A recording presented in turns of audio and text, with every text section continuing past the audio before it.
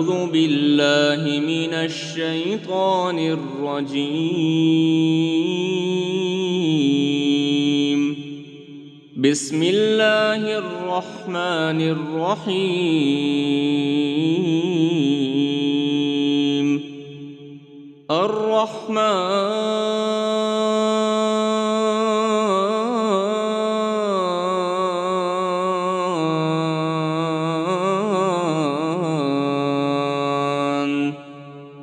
علم القرآن خلق الإنسان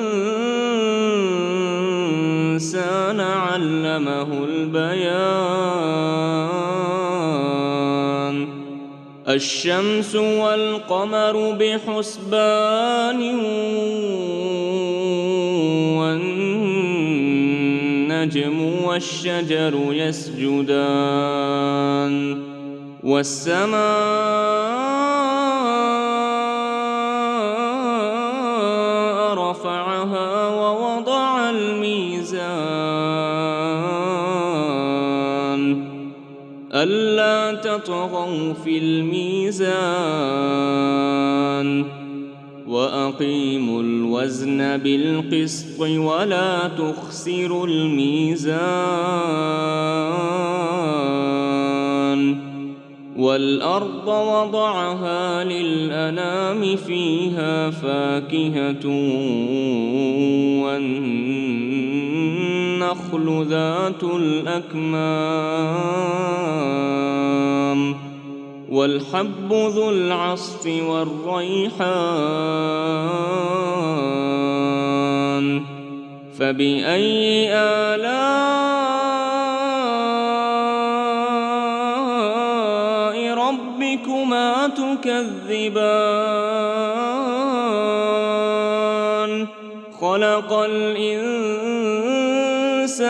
من صلصال كالفخار وخلق الجان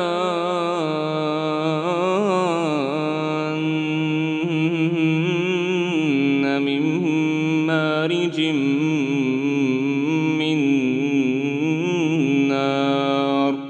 فبأي آلاء ربكما تكذبان؟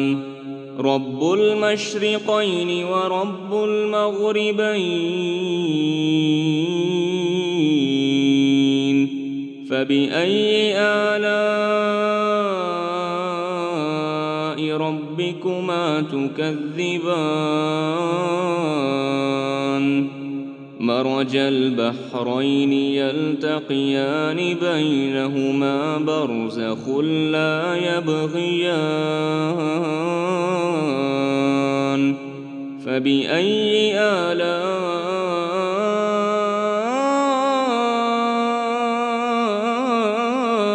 ربكما تكذبان؟ يخرج منهما اللؤلؤ والمرجان. فبأي آلاء ربكما تكذبان؟ وله الجوار المنشآت في البحر كالأعلام.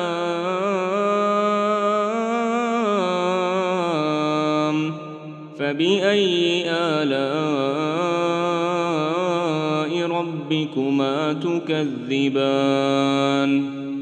كل من عليها فان ويبقى وجه ربك ذو الجلال والإكرام.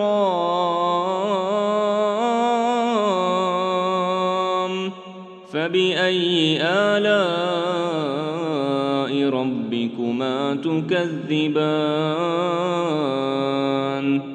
يسأله من في السماوات والأرض كل يوم هو في شأن. فبأي آلاء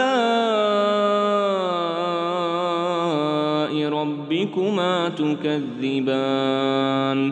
سنفرغ لكم أيها الثقلان فبأي آلاء ربكما تكذبان يا معشر الجن والإنس إن استطعتم أن تنفذوا من أقطار السماوات والأرض فانفذوا لا تنفذون إلا بسلطان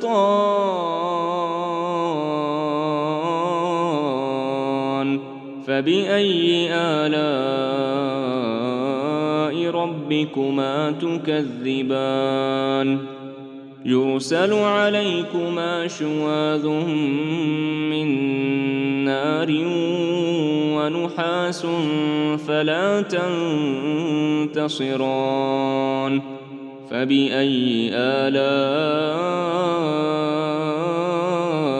ربكما تكذبان فإذا انشقت السماء فكانت وردة كالدهان فبأي آلاء ربكما تكذبان فيومئذ لا يسأل عن ذنبه إنس ولا جان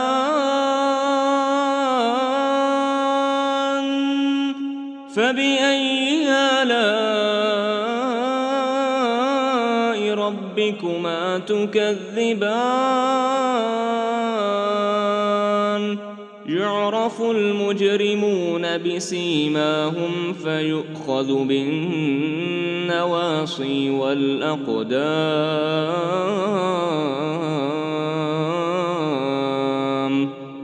فبأي آلاء ربكما تكذبان هذه جهنم التي يكذب بها المجرمون يطوفون بينها وبين حميم آن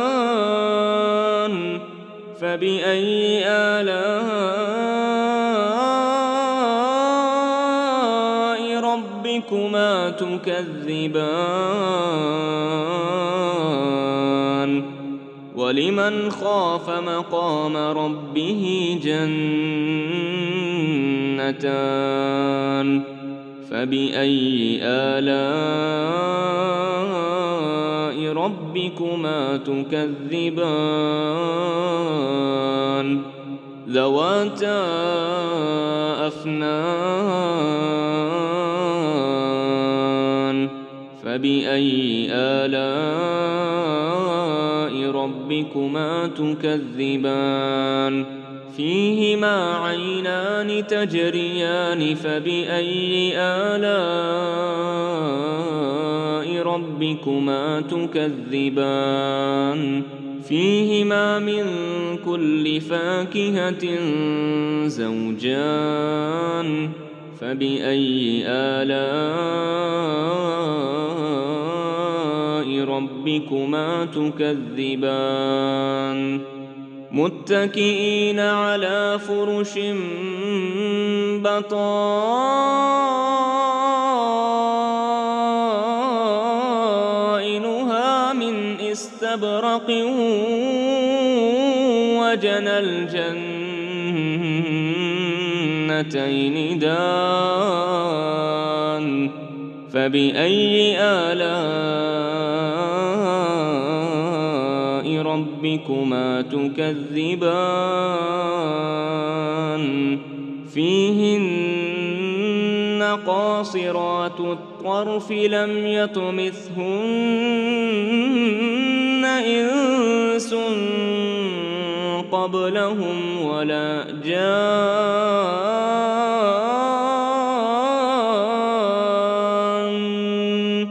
فبأي آلاء ربكما تكذبان كأنهن الياقوت والمرجان فبأي آلاء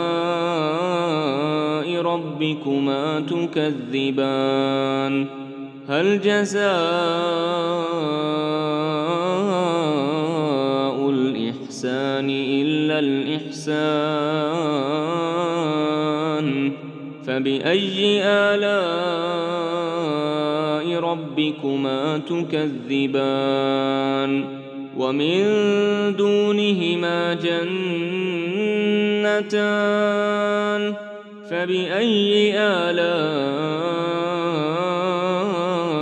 ربكما تكذبان مدهامتان فبأي آلاء ربكما تكذبان فيهما عينان نضاختان فبأي آلاء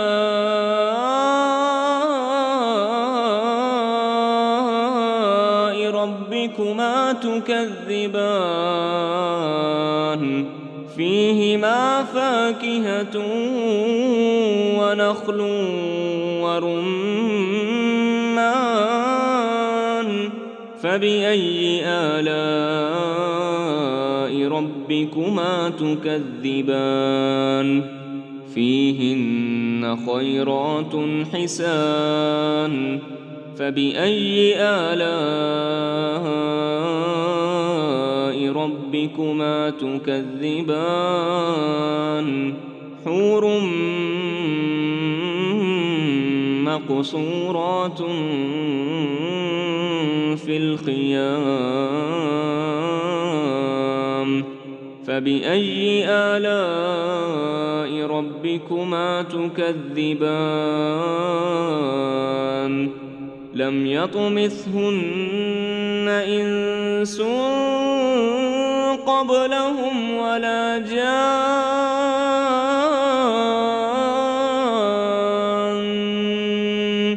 فبأي آلاء